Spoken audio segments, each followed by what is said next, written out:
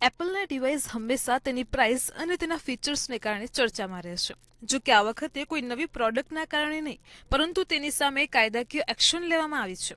Media reports પ્રમાણે court કેસના ભાગરૂપે દાખલ કરવામાં આવેલી અરજીમાં આરોપ મૂકવામાં આવ્યો છે કે એપલના ઓશન અને નાઇકી સ્પોર્ટ બેન્ડમાં પરફ્યુરોઆલ્કીન અને પીએફએસ પદાર્થનું પ્રમાણ વધારે છે. આ રસાયણને ફોરએવર કેમિકલ્સ તરીકે ઓળખાય છે અને તેના કારણે સ્વાસ્થ્ય સંબંધિત ઘણી સમસ્યાઓનો સામનો કરવો પડે છે. આ ખતરનાક રસાયણને કારણે કિડની, પ્રોસ્ટેટને કેન્સર પણ થઈ શકે છે.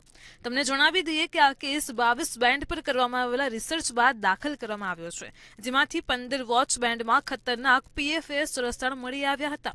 પરંતુ એપલ લાંબા સમયથી દાવો કરે છે કે તેના બેન્ડ ફ્લોરોઇલાસ્ટોમર એક કૃત્રિમ રબરથી બનેલા હોય છે અને તેમાં ફ્લોરાઇડ હોય છે, પરંતુ તે ખતરનાક પીએફએસ રસાયણ વગરનું હોય છે. કંપનીનો દાવો છે કે ફ્લોરોઇલાસ્ટોમર સેફ છે અને તે તમામ આરોગ્ય પરિણામોને પણ પૂર્ણ કરે છે.